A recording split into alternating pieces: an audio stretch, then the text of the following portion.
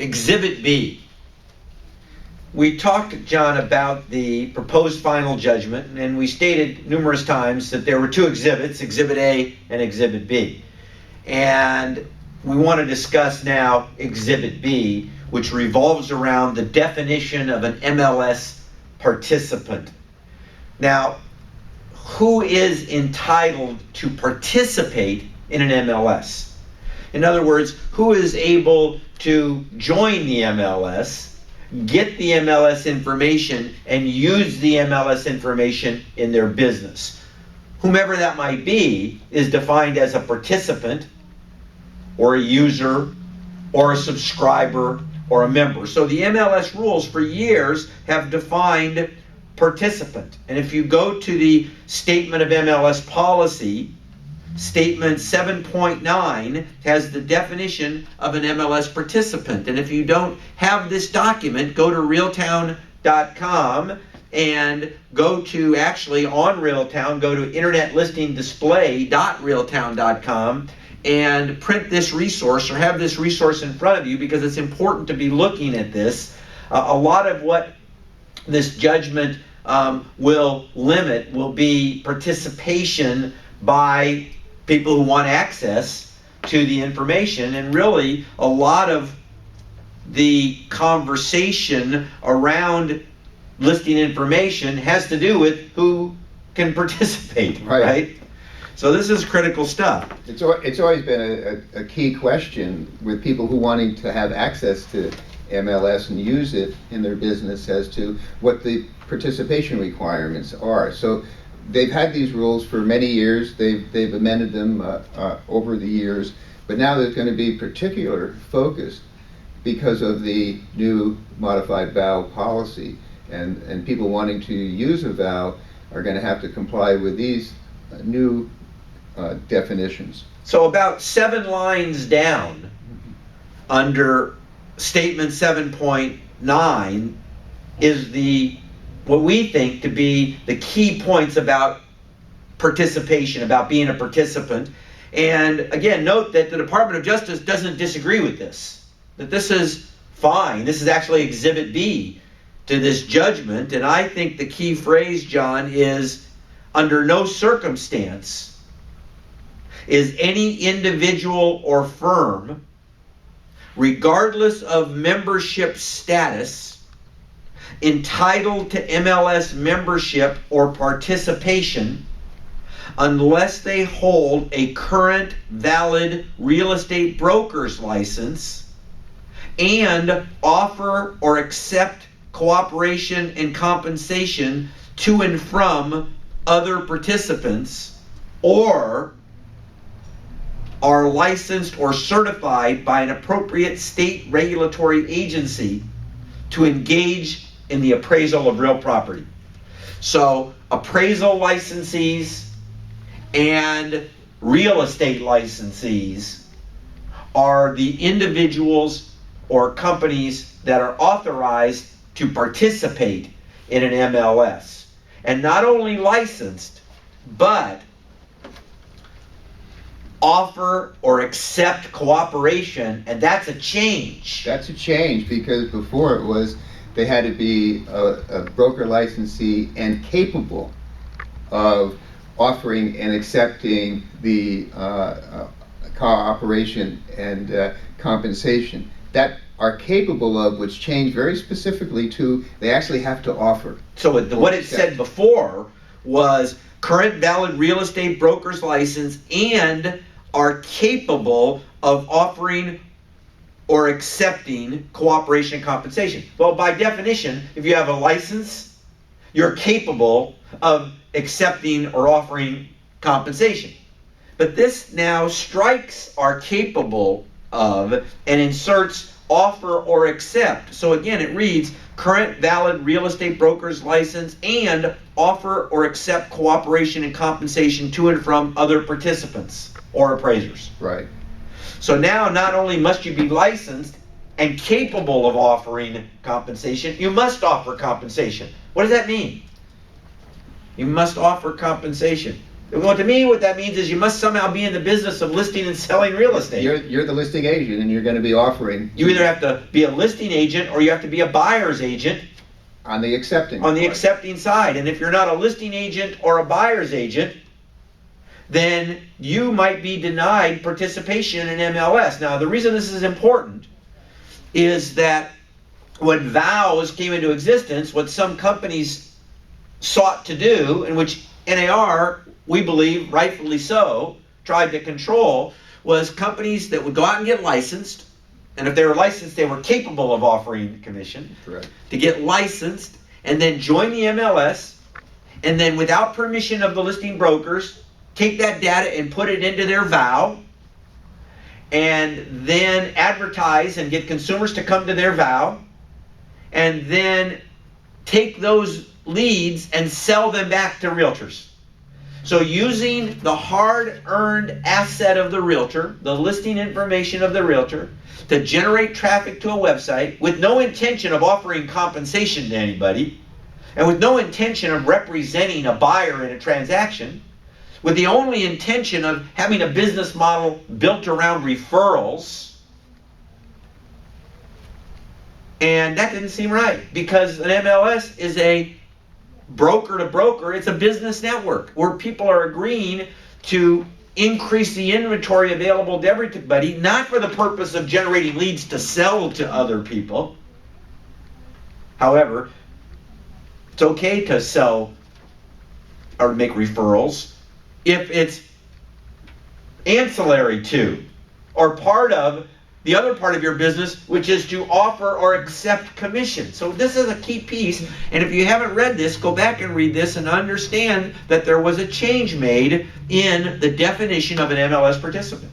Right, and we've known for a long time that the MLS was distinct because of the offer of compensation. It's not an advertising vehicle. A lot of people look at it as a way of advertising properties.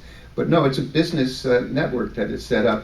And I think it's great now that the Department of Justice recognizes it, as a result of the settlement in this case. Although it's not 100% clear, to us it's clearer, and that's in the statement of policy, and then in the MLS model rules it goes on to state it again.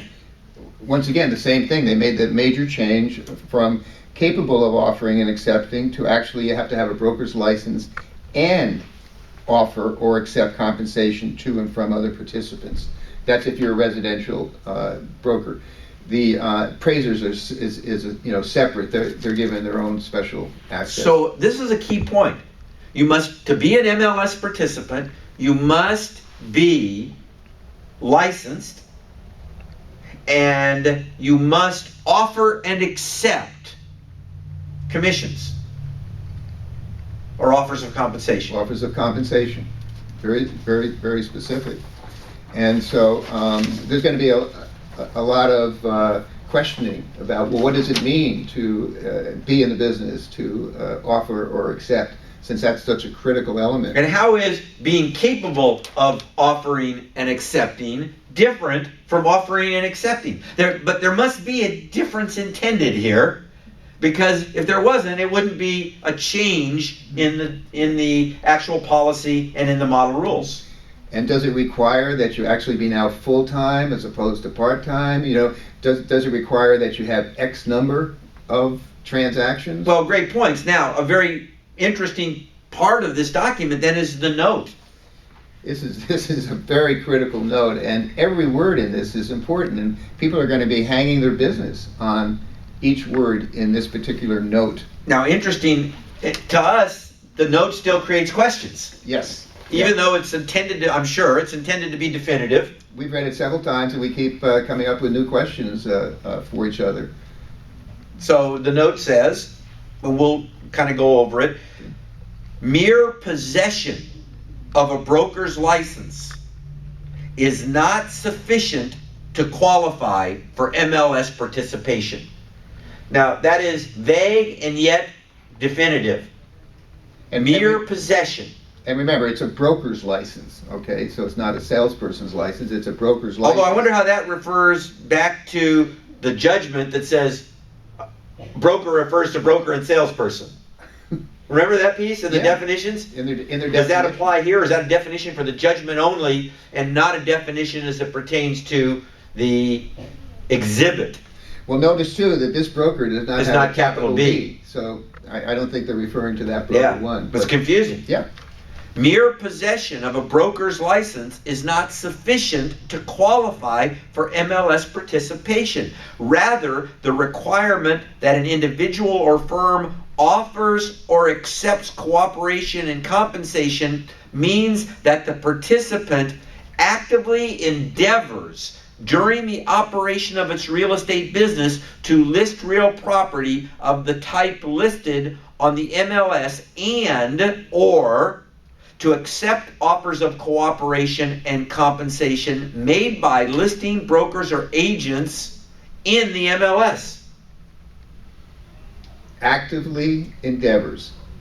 Now they go on to say what they mean by actively. Actively means on a continual and an ongoing basis during the operation of the participant's real estate business. So let's stop right there. What this has said to me so far is that just having a real estate broker's license doesn't give you the right to be a participant in the MLS, which means you don't have the right to the MLS information, which means you don't have the right to set up a vow. Yeah. And you must offer and accept compensation, and you must actively pursue the business of real estate listing and selling. That's what I get out of it so far. Me too, but what is being in the real estate business is going to be where you're going to have some interpretations. So, they go on to try to give us some more guidelines, let's call them, as to what they mean.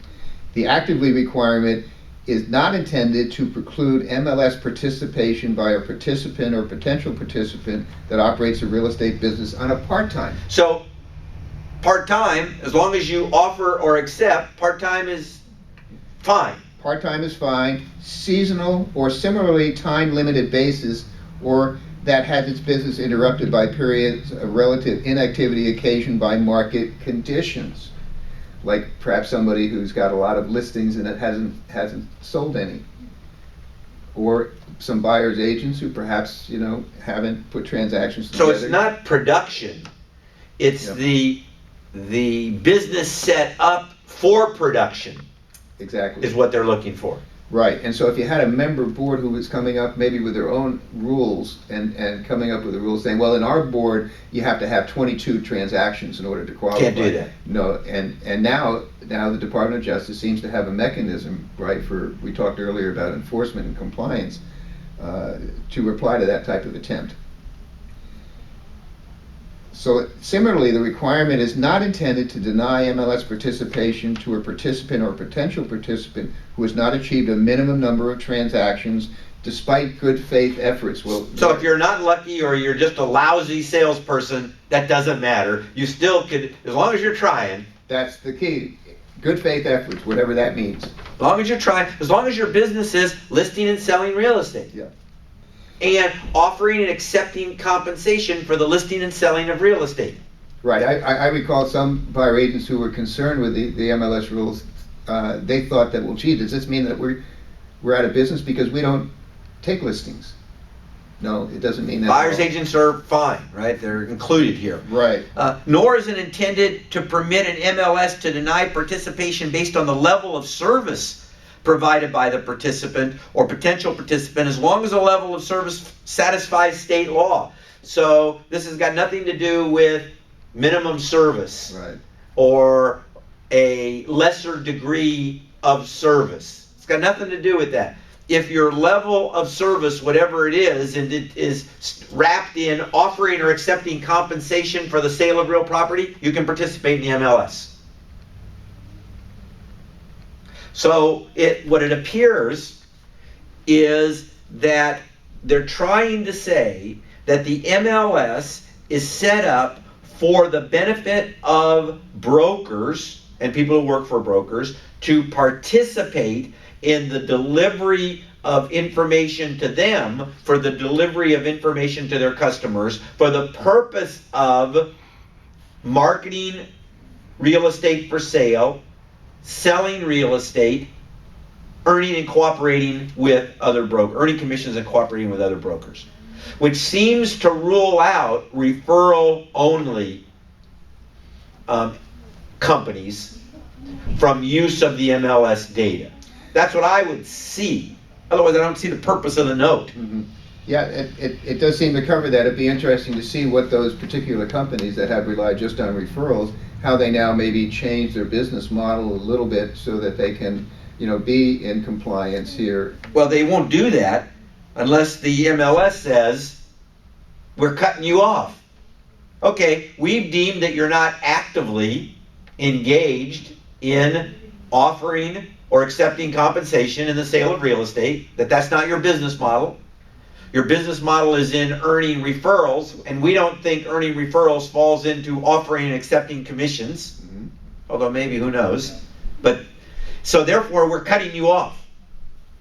At which point they might sue, and then we would find out what they meant by this paragraph, or what is meant by it. And everybody, especially the attorneys involved, are going to be focusing on this note, because this note does give some guidelines.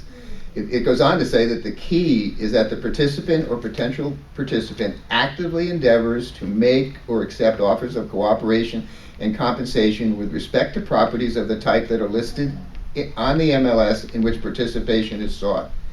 This requirement does not permit an MLS to deny participation to a participant or potential participant that operates a virtual office website vow, including a vow that the participant uses to refer customers to other participants if, and this is a really big if the participant or potential participant once again actively endeavors to make or accept offers of cooperation and compensation. So, if you can take leads from your vow or from your website, and you can use those leads and make referrals and earn compensation for the referrals, and it's okay, and you can participate in the MLS as long as you are set up to be in the real estate sales business. And to me, the bottom line is that this note is saying you have to be in the real estate sales business. You don't have to sell a certain amount, you don't have to have a number of transactions, you can even go a number of years without a transaction. As long as you're making an effort to list and sell real estate, then if other revenue comes your way through referral, it's okay. But if, in fact, your revenue is designed to come from referral only, it's not okay. And the MLS can cut you off. And that's At least that's my interpretation. Yeah, I'm seeing it the same way. Now, an MLS can evaluate whether a participant actively endeavors during the operation of its business to offer or accept cooperation and compensation only if the MLS has reasonable basis to believe the participant or potential participant is in fact not doing so. So the MLS has to have an indication that the only thing a current participant is doing is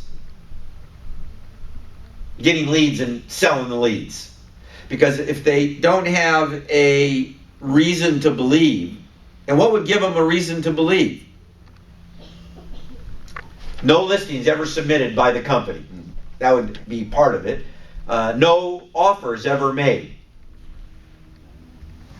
Information on the website indicating that they're not really in the real estate sales business. Disclaimers on the website that they're not responsible for the people that they refer, those kinds of things, right?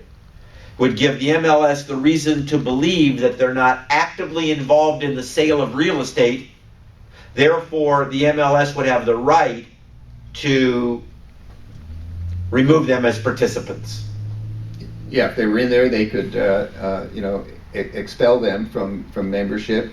If they were trying to gain membership, they could deny them if in fact they feel that they're not actively endeavoring to be in the real estate business. So it looks like this document that we've been reviewing, Exhibit B, was designed without saying so, because they wouldn't want to be clear about this. Designed without saying so to give MLSs the ability to shut down companies who are endeavoring to earn referrals from the content of the MLS with no intention of listing and selling real estate. That is, referral companies, right? Looks that way. Can you think of any companies out there where their sole business is to generate referrals and sell those referrals back to hardworking realtors? Those are the companies that it seems are the target of these changes. Yep, if they're not actively endeavoring to offer or accept compensation and cooperation, they would be able to be denied membership in Now, MLS. One of the issues that brought about this lawsuit was NAR's position that companies engaged in the referral business only should not be allowed to have access to MLS data, and so a restriction in the proposed vow rules was placed that said the MLS could deny those kinds of companies. Isn't that right? I mean, that was one of the major points. Right. It seems like NAR won on this point. To me, that major point where there were complaints of realtors and NAR was trying to make sure that the MLS information was used appropriately, that was one of the things that the Department of Justice disagreed with. And in looking at this is one of the things that it seems now the Department of Justice has agreed to. And that is a victory for realtors, I think. I would agree. You're a very agreeable guy. Nice guy.